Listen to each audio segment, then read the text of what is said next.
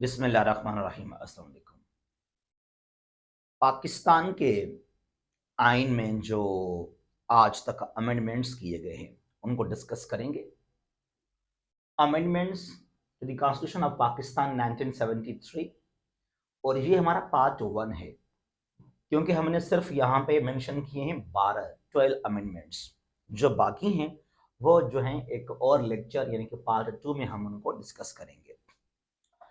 ये हमारा लेक्चर काफ़ी इम्पॉर्टेंट है, बहुत ही इम्पॉर्टेंट है, न सिर्फ एलएलबी के दोस्तों के लिए, शागिर्दों के लिए, बल्कि तमाम हमारे फ्रेंड्स सीएचएस के एस्पायरेंट्स हैं, पाकिस्तान अफेयर्स पढ़ते हैं, या हम सबको जो कानून है, जो हमारे आइन के इम्पॉर्टेंट आर्टिकल्स हैं, अमेंडमेंट्स हैं, वो लाजमी समझने चाहिए। ये कहीं ना कहीं आपको ज़िंदगी में काम आएंगे लाजमी। अमेंडमेंट, तरमीम, चेंज। अब आइन जब बन गया 73 का 14 अगस्त, याद रखना 14 अगस्त 1973 को जो है ये आइन हुआ इम्प्लीमेंट। जुल्फिकार भुट्टो का बड़ा किरदार है इसमें। तो ओवरऑल इस आइन के अंदर 280 आर्टिकल्स हैं, 280 आर्टिकल्स। अब कुछ दोस्त शायद ये सोचते होंगे कि जब आइन बन गया तो भाई इसको चेंज क्यों करते हैं, उसमें तरमीम अमेंडमेंट क्यों करते हैं, जरूरी है क्या? यार ये सिर्फ हमारे मुल्क पाकिस्तान में नहीं बल्कि दुनिया की हर कंट्री में होता रहता है। दो वजूहात हैं जब आइन को चेंज किया जाता है, आइन में अमेंडमेंट किया जाता है। एक तो नीड है, with the passage of time, वक्त गुजरने के साथ साथ एक नीड, जरूरत है, लाजमी आपको जो है अमेंडमेंट करना पड़ता है आइन के अंदर, डिफरेंट हालात को लेकर, कंडीशंस को लेकर, तो आपको डिफरेंट कानून साजी करनी पड़ती है। तो इसलिए अमेंडमेंट लाजमी है, वो जरूरी है मुल्क के लिए। जो दूसरा वजह है वो ये है, जो हुक्मरान हैं, पॉलिटिशियंस, वो खुद को फायदा देने के लिए, अपने जो उनके पर्सनल वेस्टेड इंटरेस्ट हैं उनको हासिल करने के लिए भी कभी कभी वो आइन के अंदर तरमीम कर लेते हैं। चाहे कौम का, मुल्क का फायदा हो या ना हो, लेकिन उनको जो उनकी अपनी जिंदगी है हुक्मरानों की, तो खुद को स्ट्रांग करने के लिए, खुद को जो है बेनिफिट देने के लिए वो फिर जो है तरमीम करते हैं आइन के अंदर। दो वजूहात हैं यहाँ पर। अच्छा जी, पहला अमेंडमेंट। अब ये 73 में जो है हमारा आइन बना, जो मौजूद हमारा आइन है ये फर्स्ट अमेंडमेंट 1973, सॉरी 74 में आ गया। क्या हमारा पहला इसमें amendment, it redefined the boundaries of Pakistan. ये डिफाइन नहीं, जरा लफ्जों को समझिएगा। It redefined the boundaries of Pakistan. जो पाकिस्तान के बाउंड्रीज हैं, इंटरनेशनल बॉर्डर्स हैं, उनको दोबारा डिफाइन किया गया। अब आप सोचेंगे भाई दोबारा क्यों डिफाइन किया गया? जब 73 का आइन बना था तो उसमें डिफाइन कर लेते, दोबारा डिफाइन क्यों किया गया इनको? एक्चुअली बात क्या है, 1971 में, 71 में पाकिस्तान टूट गया। जो east Pakistan, east Bengal, it became Bangladesh, a sovereign country. 71 की बात, ये दिसंबर का महीना। लेकिन पाकिस्तान का जब 73 में ये आइन बना तो उस वक्त कहा था भुट्टो साहब ने कि ये जो ईस्ट पाकिस्तान है, जो बांग्लादेश है, ये टेम्पररी फिनोमेना है, ये दोबारा हमारा हिस्सा बन जाएंगे, डोंट वरी, ये हमारा हिस्सा ही है। तो 73 के आइन में हमने क्या लिखा था कि पाकिस्तान के दो पार्ट्स हैं, east western Pakistan, east Bengal है, और हमारे पास 4 सूबे हैं। और ये लिखा था आइन के अंदर कि जो म्यांमार है वो पाकिस्तान का नेबरिंग कंट्री है, बांग्लादेश।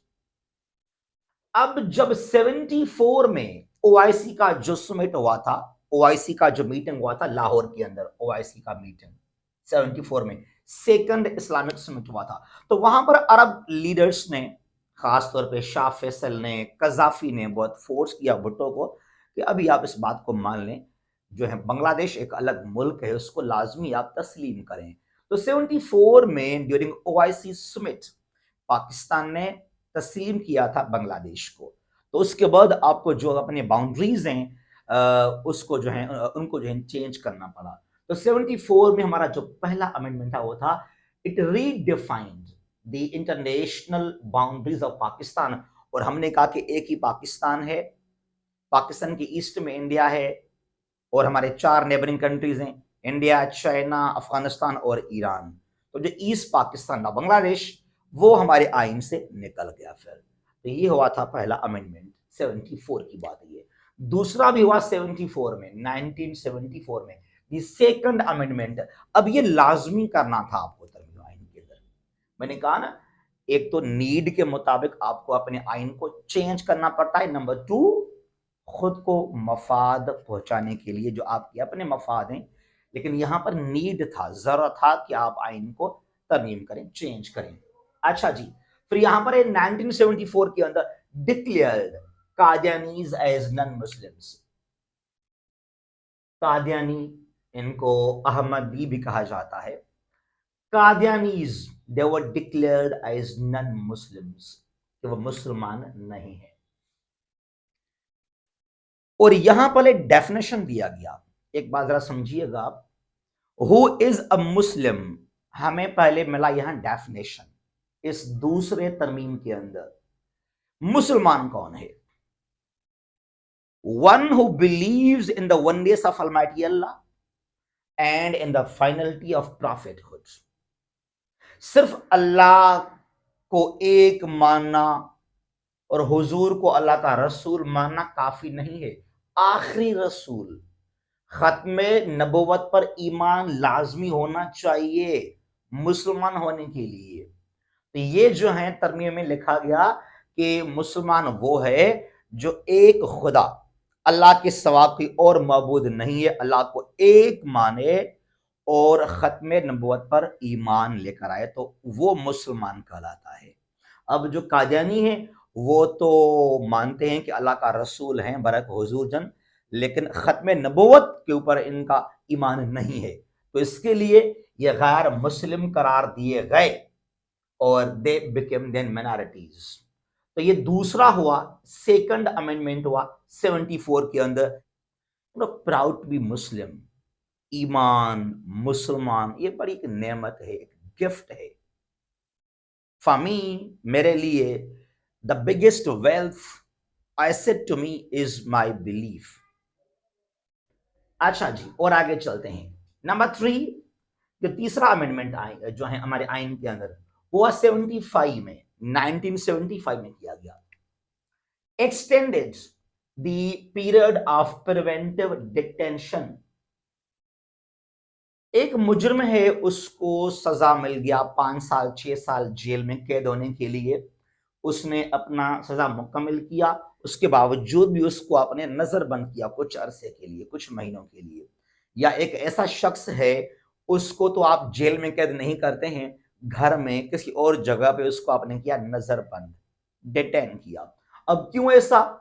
क्योंकि अगर वो बाहर आएगा शायद पब्लिक डिसऑर्डर होगा, तो to maintain law and security, to maintain peace and security, मुल्क की जो सॉवरेंटी है, पीस है, सिक्योरिटी है, उसको कोई डैमेज ना पहुंचे, तो इसके लिए उस शख्स को आपने जो है नजरबंद कर लिया। तो ये पीरियड आपने किया extend from 1 month to 3 months, ये किया गया था यहाँ पर। ये लाजमी है, लॉ एंड ऑर्डर को मेंटेन करने के लिए हमें ये स्टेप लेना पड़ेगा फॉर 3 मंथ्स। अच्छा जी, 75 में चौथा तरमीम हुआ, fourth amendment, protection of minorities. ये तो हमारे आइन में लिखा है पहले भी, लेकिन यहां कुछ और भी, ये मैंने आपको मेन पॉइंट्स में बता रहा हूं आपको, ये मेन पॉइंट्स हैं। अगर आप जाएंगे इनके अंदर ना, स्मॉल स्मॉल आपको पॉइंट्स मिलेंगे और भी ज्यादा।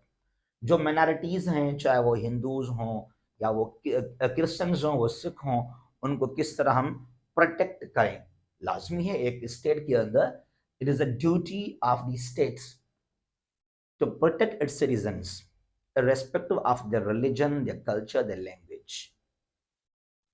फिर यहां पर नंबर 5 पर है 1976 में हुआ, 76 में हुआ, फिफ्थ अमेंडमेंट किया गया। Term of chief justice of supreme court and high courts, Pakistan के अंदर जो डिफरेंट हाई कोर्ट्स हैं और सुप्रीम कोर्ट है, अपेक्स कोर्ट है, उनके जो चीफ जस्टिस हैं वो उनका क्या टर्म होगा, 5 years एंड 4 years रेस्पेक्टिवली।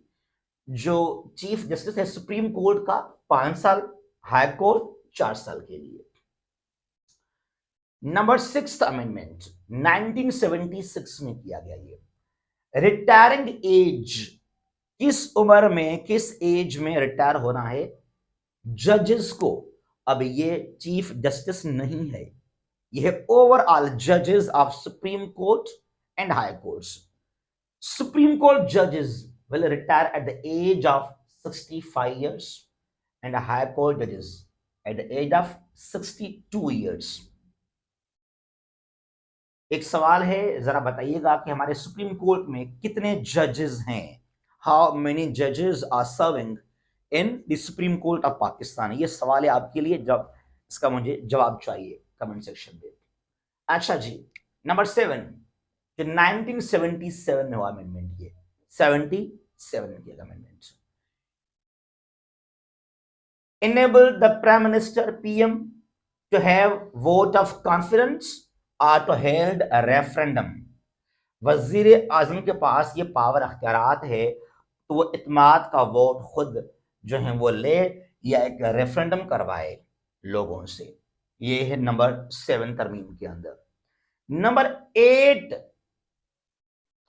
8वीं तरमीम 8th अमेंडमेंट 1985 में किया गया।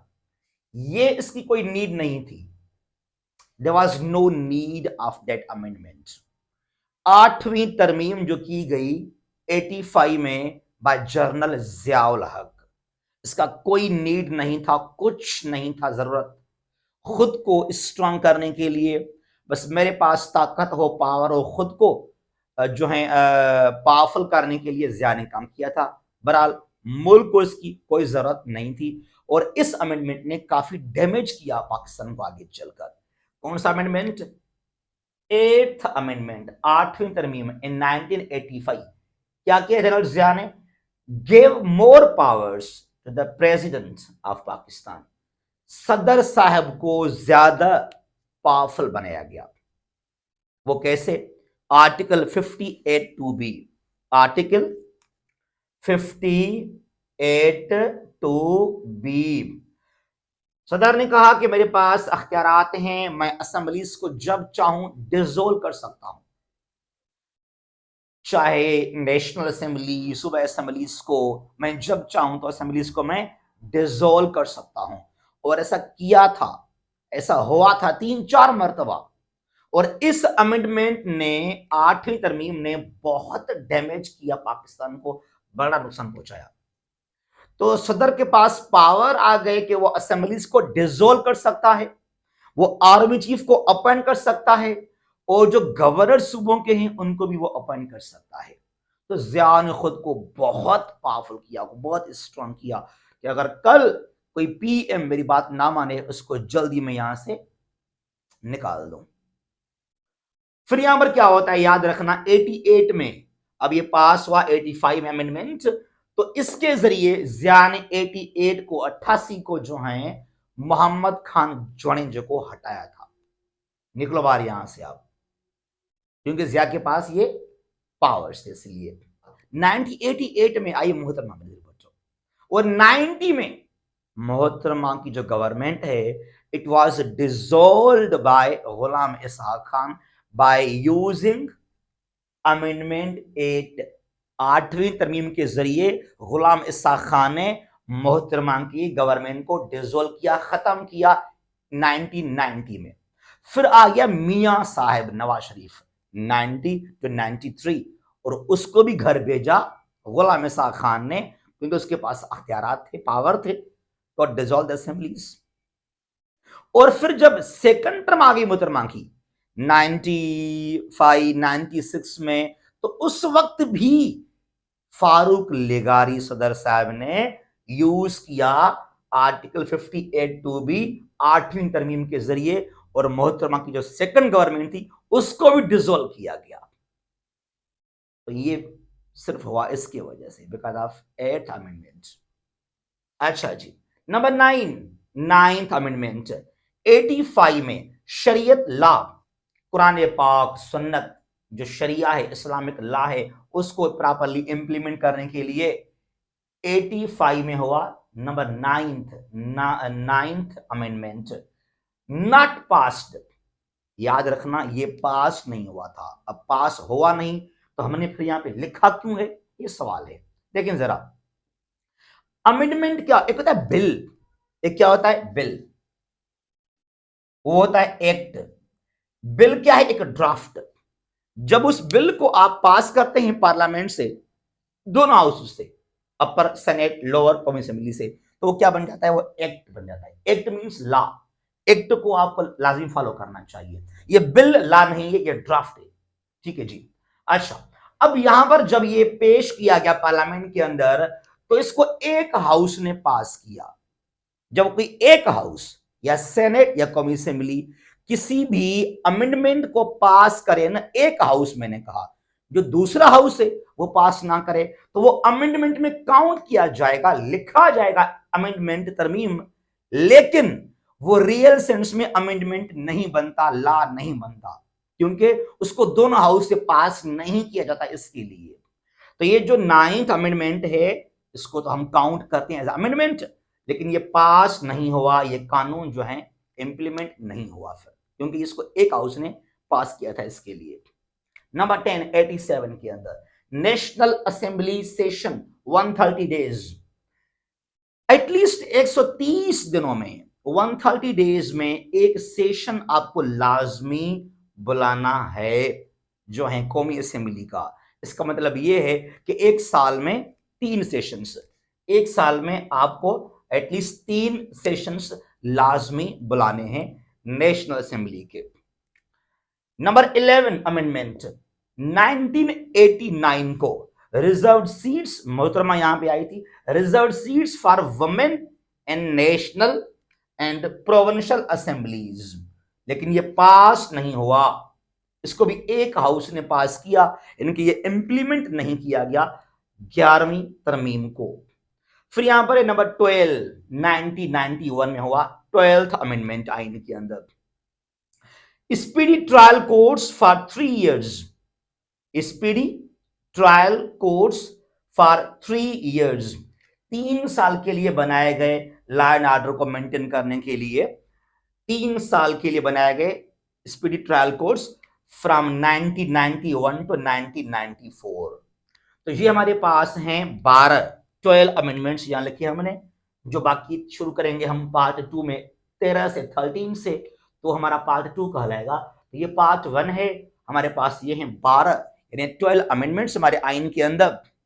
और आज ही दूसरा भी जो है बनाएंगे हम एक लेक्चर, जो इसका पार्ट 2 कहलाएगा। इनको लाजमी आप समझिएगा, आप शागिर्द हैं LLB के, आप टीचर हैं current affairs, Pakistan affairs KCS के, आप एस्पायरेंट्स हैं, ये भाई बहुत इंपॉर्टेंट है। अमेंडमेंट्स, इंपॉर्टेंट आर्टिकल्स, जिनको लाजमी आप याद कीजिएगा। अच्छा जी, in the end I would like to say here, हम स्टार्ट कर रहे हैं हैदराबाद के अंदर जो है ऑन कैंपस यानी फिजिकल क्लासेस, खास तौर पे शुरू कर रहे हैं CCE के स्क्रीनिंग टेस्ट के लिए असेंडर्स एकेडमी कासमाबाद में, जो 15 और 16 दिसंबर को हमारे 2 हैं फ्री डेमो क्लासेस, उसके बाद हमारे होंगे रेगुलर क्लासेस। और ये जो हमारा सेशन है बहुत इंपॉर्टेंट है, चाहे CCE के स्क्रीनिंग टेस्ट के लिए, CSS का MPT है, कोई भी टेस्ट है, GK 1 पेपर का, हमें आप ज्वाइन कर सकते हैं। और इसके बाद हमारे आएंगे डिस्क्रिप्टिव के लिए भी क्लासेस। तो 15-16 दिसंबर को हमें ज्वाइन कीजिएगा फॉर फ्री डेमो क्लासेस। जहां भी हैं खुश रहें, अल्लाह हाफिज, पाकिस्तान हमेशा जिंदाबाद।